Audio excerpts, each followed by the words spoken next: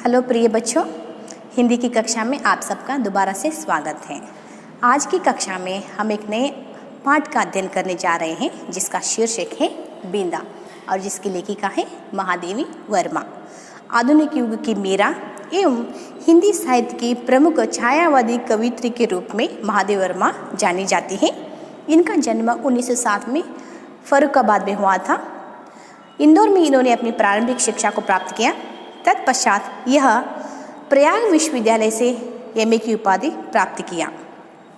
महादेवी वर्मा का जो व्यक्तित्व है वह बहुत ही सौम्य एवं प्रभावशील रहा है। इन्होंने जो हिंदी साहित्य में जो योगदान दिया है वह रेखा चित्र एवं संस्मरण के रूप में दिया है। इनके जो भी रेखा चित्र हैं वह संस्मरण है, वो अतीत के चलचित्र, स्मृति की रेखाएं, पथ के साथी, क्षणदा और मेरा परिवार में संकलित है।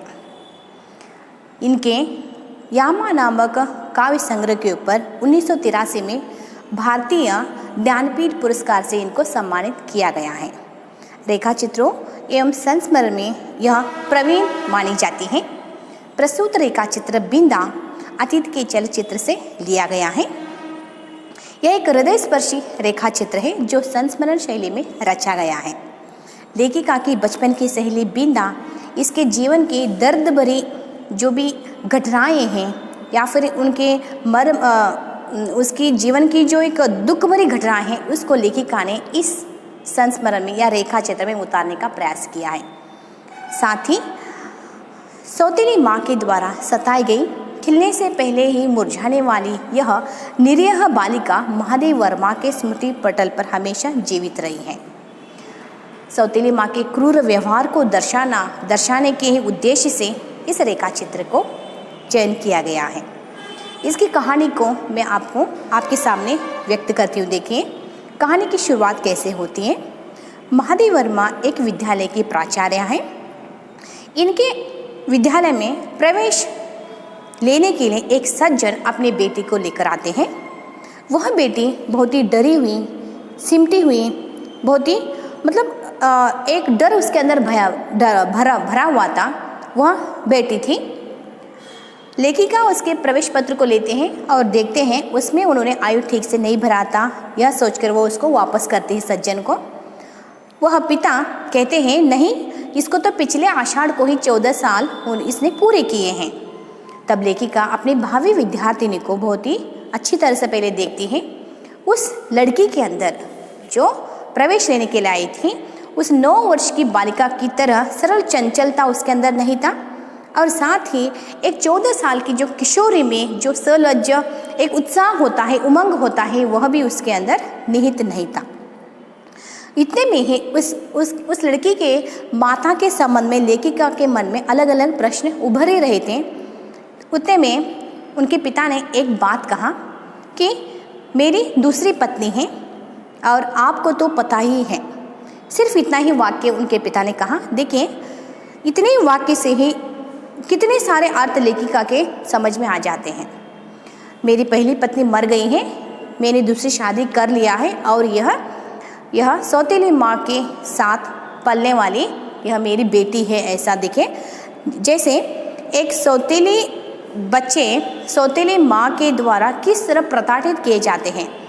उनके साथ स्नेह भरा, प्रेम भरा व्यवहार से वह वंचित रहते हैं, जिसकी वजह से उनका शारीरिक और मानसिक विकास भी रुक जाता है। तो ऐसी ही सौतेली माँ के द्वारा सताए जाने की वजह से इसकी हालत ऐसी है, उनके पिता के वाक्य में अर्थ निहित होते हैं।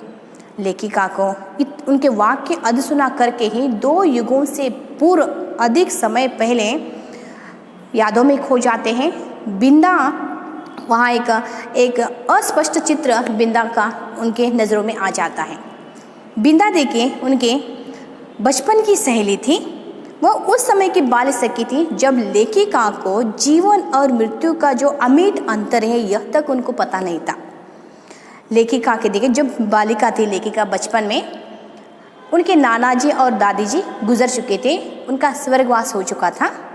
तब लेखिका ने बहुत ही गंभीर और आश्वस्त मुख से सभी पूरे घर वालों के सामने यह एक संकल्प किया कि जब मैं बड़ी हो जाऊंगी, मेरा जो सर है कपड़े रखने की अलमारी को छूने लगेगा तब मैं क्या करूँगी, मैं स्वर्ग जाकर मेरे दादाजी, मेरे नाना और दादी को मिलकर आऊँगी, ऐसा एक संकल्प किया।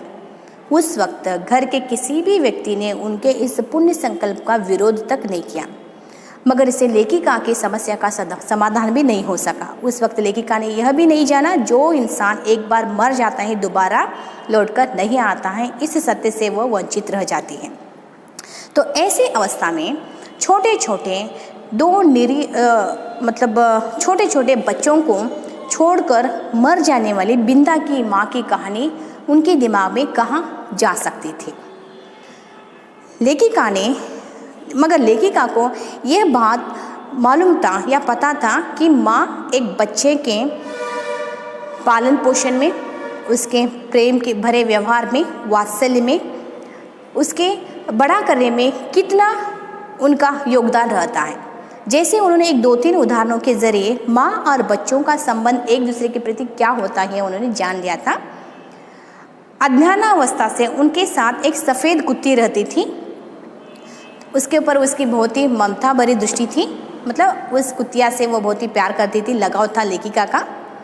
मगर जब वो लेखिका जो कुतिया थी वह जब छोटे छोटे पिल्लों को देती है तब वह सीढ़ियों के नीचे अंधेरे कोठरी में उनको बहुत ही सुरक्षितता से उनको वो रखती थी। वहाँ पर अगर महादेव वर्मा भी जाती तब वो महादेव वर्मा के ऊपर ही घुर्रा कर उनको दूर करने का प्रयास करते। लेखिका देखती है कि वह किस तरह अपने बच्चे को वह सतर्कता से उनकी निगरानी कर रही है, रक्षा कर रही है। उसके पश्चात उनके घर में एक भूरे रंग की फूसी नामक एक बिल्ली थी। वह बिल्ली भी अपने तीखे पहने मुंह के अंदर, जहाँ तीखे पहने दांत होते हैं, उन दांतों के अंदर मुंह में अपने छोटे छोटे चूहे जैसे पिल्लों को कभी लेकर आती, कभी वहाँ दूसरी जगह जाकर उनको रखती थी। मगर एक दांत भी वो अपने बच्चों को चुभने नहीं देती थी। देखिए, इतनी सतर्कता से, सावधानी से उनको वह ले जाया आया करती थी। मतलब क्या है, देखिए, एक बिल्ली जिसने कहीं शिक्षा प्राप्त नहीं किया है, ज्ञान हासिल नहीं किया है, फिर भी अपने बच्चों की रक्षा की जिम्मेदारी उस मेरी है, तो उस जिम्मेदारी में कभी भी त्रुटि नहीं करती थी। एक दांत भी अपने बच्चों को नहीं चुभने देती थी। अगर उसकी ही जगह वहाँ पर अपने बच्चे के बदले में कोई चूहा उसके मुंह में आ गया तो देखिए वो उसको उतनी ही सावधानी से अपने मुंह के अंदर रख सकती है क्या?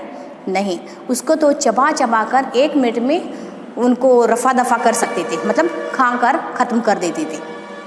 और एक 2-3 उदाहरण दिया लेखिका ने। देखें, उनके घर में छत के ऊपर एक कबूतरों का घोंसला था और उनके एक बड़ा सा तस्वीर था। उस तस्वीर के पीछे एक गोरैया का घोंसला था। गोरैया का मतलब स्पैरो।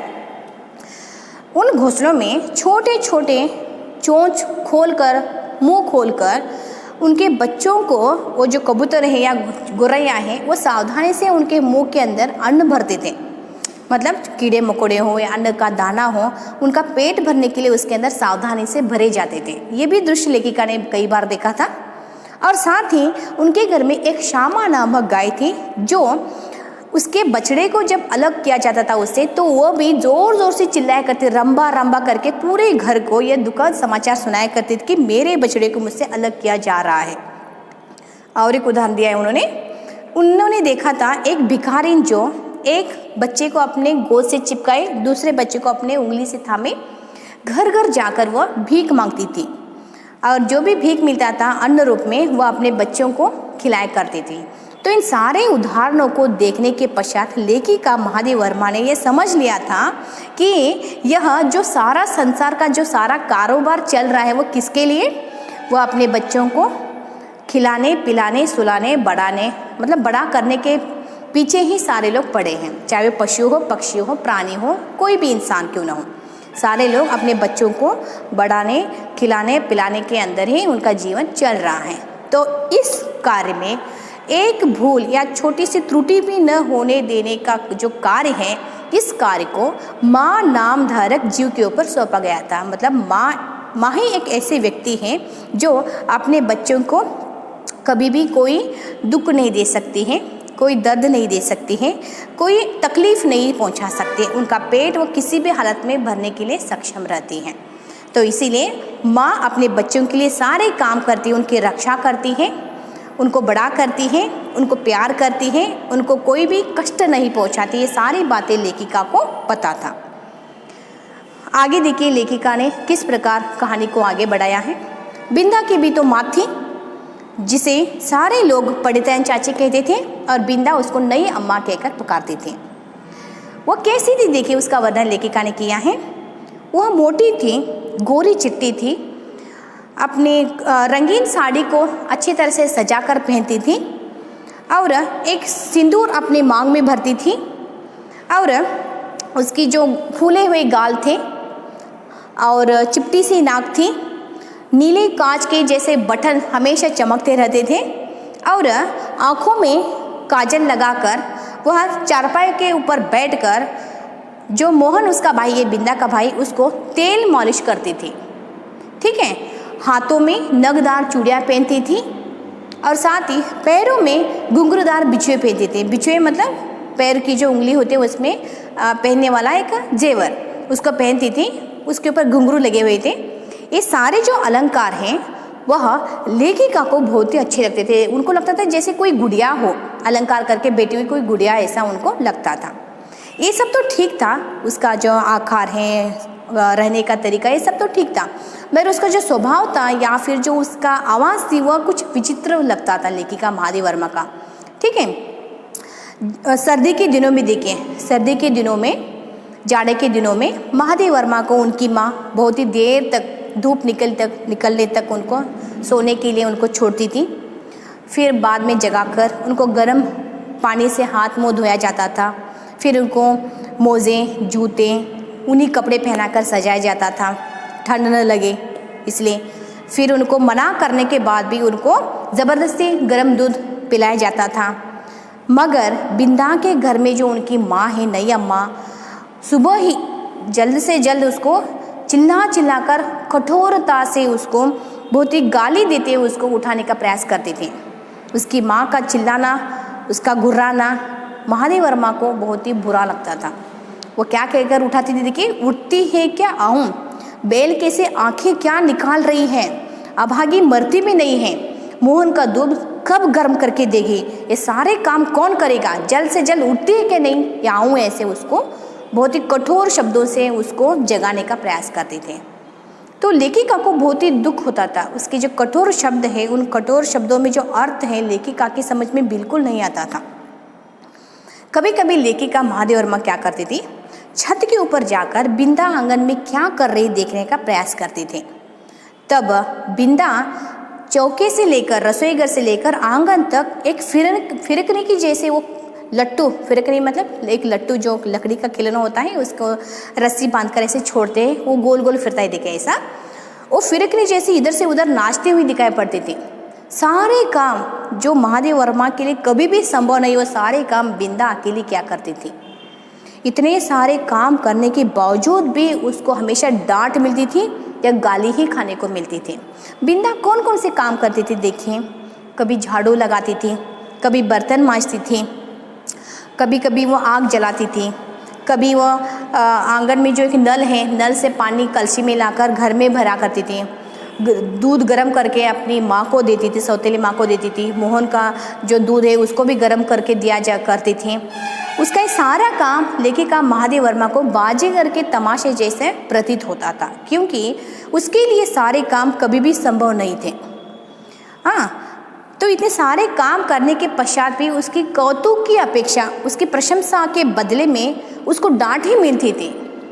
लेखिका की माँ जो है वह हमेशा बिंदा की सुशीलता का उदाहरण देकर महादेव वर्मा को समझाने का प्रयास करती थी। देखो कितनी होशियार लड़की है, बिंदा कितनी सुशील है, सौम्य है, देखकर उससे कुछ सीखो, ऐसा हमेशा उसको समझाया करती थी। मगर लेखिका की समझ में बिल्कुल नहीं आता था कि मैं एक काम भी नहीं करती हूँ, दिन रात उधम मचाती रहती हूँ, उपद्रव मचाती रहती हूँ, फिर भी मेरी माँ ने कभी भी मर जाने की बात नहीं कहा, आंखें निकाल देने की बात भी कभी नहीं कहा। ये ऐसा अंतर क्यों है, मेरी माँ में और बिंदा की माँ में इतना भेदभाव क्यों है, जानने के लिए एक बार महादेव वर्मा ने अपनी माँ के पास जाकर प्रश्न पूछा, क्या बिंदा की माँ तुम्हारी तरह नहीं है? तब उसके प्रश्न का अर्थ मतलब क्यों प्रश्न ये कर रही है समझ में ना आकर उसकी माँ ने सिर्फ इतना ही उत्तर दिया, हाँ है ना, इतना ही कहा। मगर इस है ना के उत्तर से लेखिका की समस्या का उसकी उलझन का समाधान नहीं हो पाया, क्योंकि उसकी माँ भी डांटती थी, उसके पिता भी उसको हमेशा डांटा करते थे। उसके छोटे छोटे अपराध के लिए उसके कठोर से कठोर उसको दंड दिया जाता था। उसको अपनी सौतेली माँ की सेवा करना पड़ता था, घर के सारे काम उसको अकेले को ही करना पड़ता था।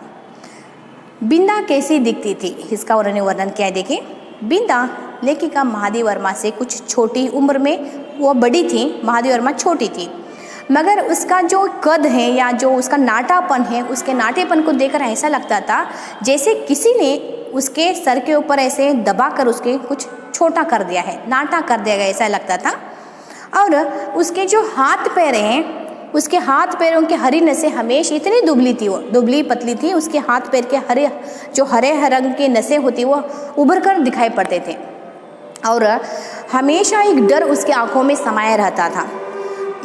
कहीं पर कुछ आवाज़ होती तो ये उसके हाथ पैर कांपने लगते थे और उसकी नई अम्मा की आवाज़ सुनते ही तो वो तो ऐसे डर जाती थी जैसे कोई शेर उसको खाने के लिए आ रहा हो। तो हमेशा एक आहट, एक डर की वजह से उसके हाथ हमेशा कांपने लगते थे और उसके उस बर्ताव को देखकर महादेव वर्मा को भी डर लगने लगता था कि ऐसे क्यों कर रही हैं। लेखिका को बिंदा की जो आंखें हैं वो पिंजरे में बंद किसी चिड़िया की याद दिलाती थी। किस प्रकार एक चिड़िया पिंजरे में बंद होने के कारण हमेशा डरी हुई रहती, वैसे ही इसकी आंखें उसको पिंजरे में बंद चिड़िया की याद दिलाया करती थी। एक बार लेखिका और बिंदा दोनों छत के ऊपर बैठी थी रात के अंधेरे में।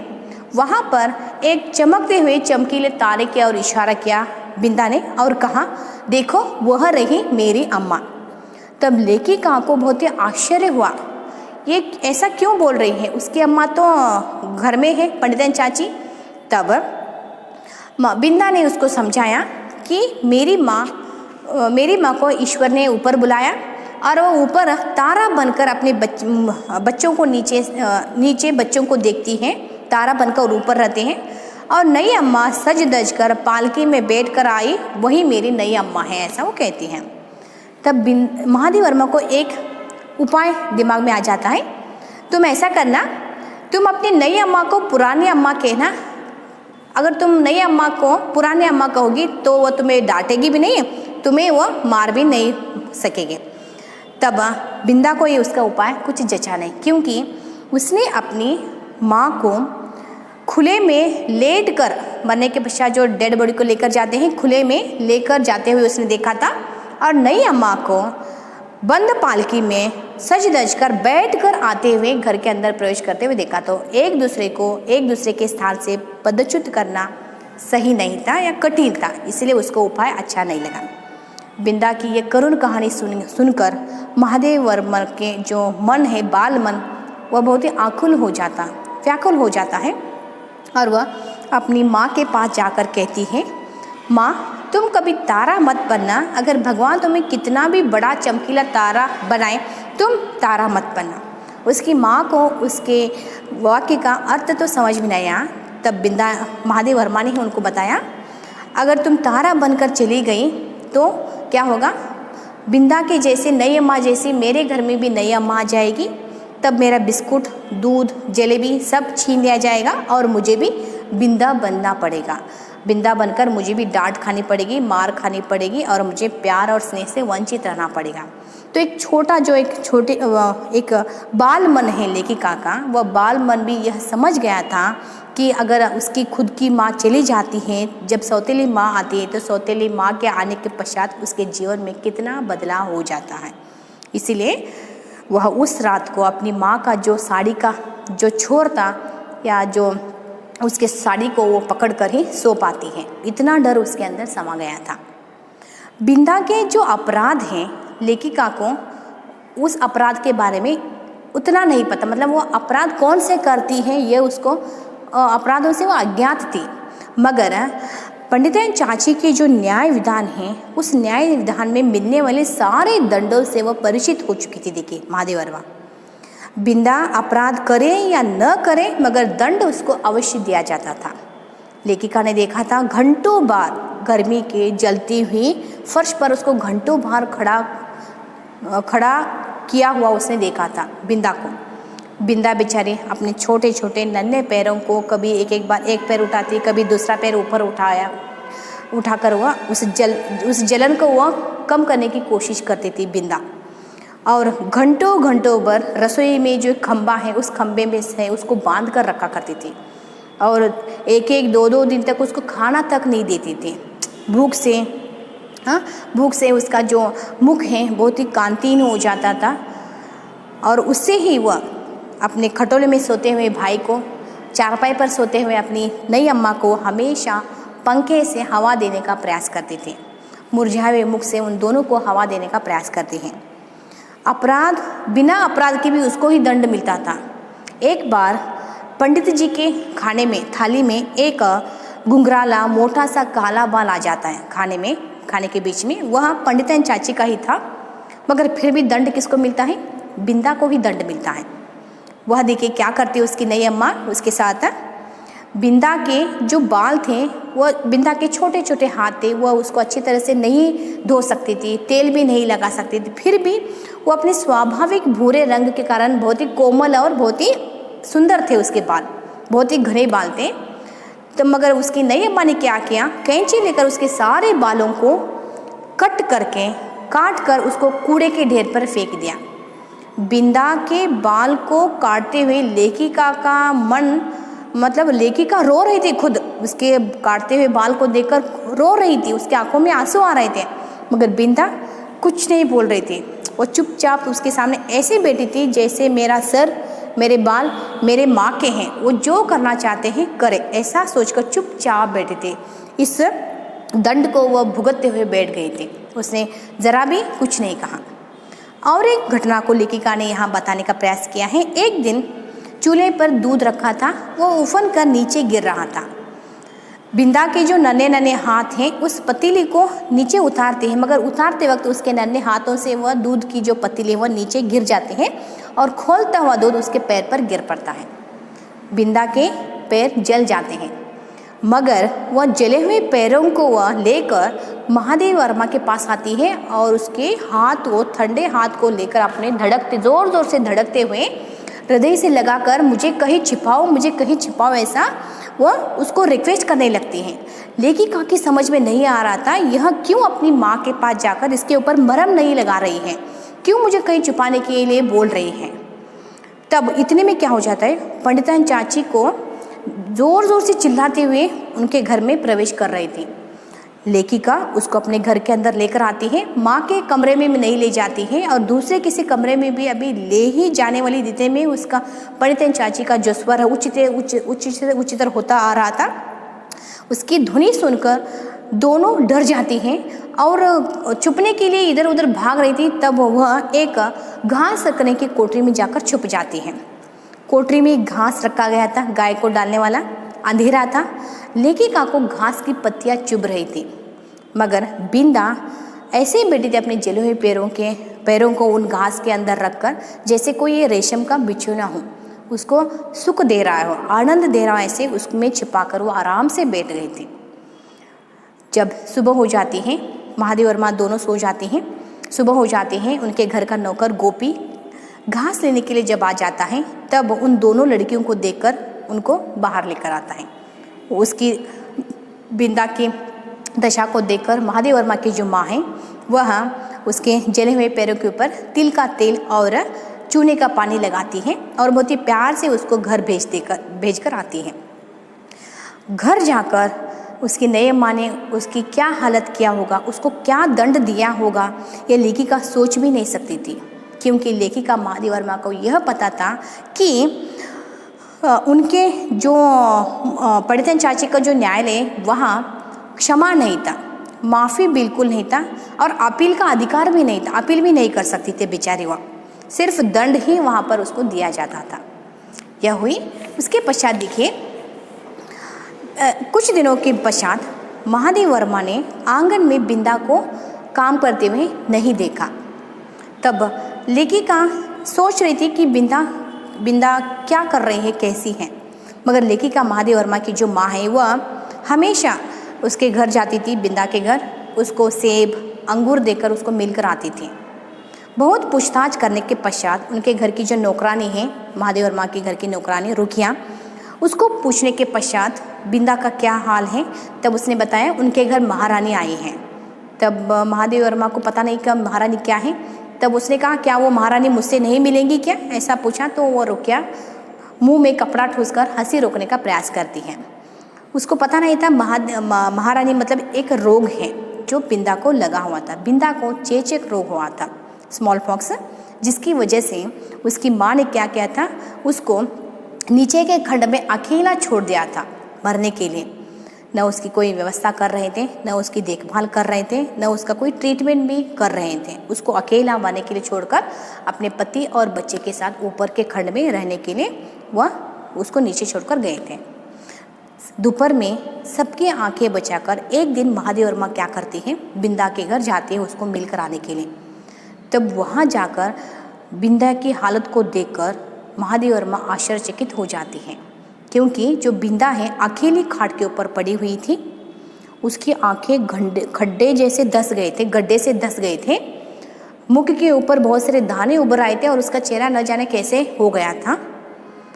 और उसने एक मैली सी चादर ओढ़कर सो रही थी। उसका शरीर उस चादर से अलग नहीं दिखाई दे रहा था, मतलब इतनी दुबली पतली बन गई थी। बहुत ही उसकी हालत ख़राब हो गई थी।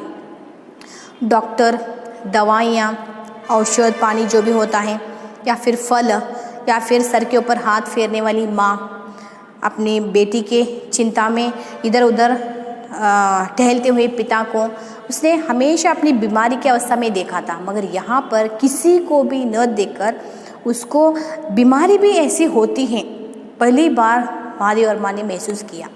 मतलब जब भी वो बीमार पड़ती थी उसकी माँ हमेशा चिंतित उसके सर पर हाथ फेरती हुई बैठती थी। उसके पिता हमेशा उसके चारों ओर चक्कर लगाते थे, तो बहुत ही उसकी अच्छी तरह से देखभाल किया करते थे। मगर यहाँ ऐसा कुछ नहीं था। यहाँ पर बिंदा अकेली पड़ी थी, उसकी चारों ओर देखती है, कुछ नहीं था, कोई नहीं था। तब बिंदा ने ही अस्पष्ट बातों से, संकेतों से महादेव वर्मा को समझाने का प्रयास किया कि जो उसके चेचक रोग की वजह से, डर की वजह से उसकी माँ और उसके पिता भाई ऊपर के खंड में रहते हैं और यह नीचे के खंड में पड़े रहते हैं। और एक पास वाली एक नौकरानी सुबह शाम आकर इसका थोड़ा सा काम करके चली जाती है, ऐसा उसने बताया। फिर बिंदा को दोबारा देखना महादेव वर्मा के लिए मुश्किल हो गया, मतलब कभी नहीं देखा इसके पश्चात, इस घटना के पश्चात, क्योंकि उसने अपनी माँ की आज्ञा का उल्लंघन किया था। इसके पश्चात उसने बिंदा को दोबारा नहीं देखा।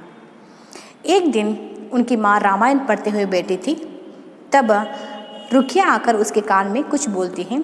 तब वो रामायण पढ़ना बंद करके आंखों में आंसू आ रहे थे, उनको बार बार पोंछती हुई वो उठकर चली जाती है और जाते जाते महादेव वर्मा को ये चेतावनी जाकर देती कि तुम बाहर बिल्कुल मत आना।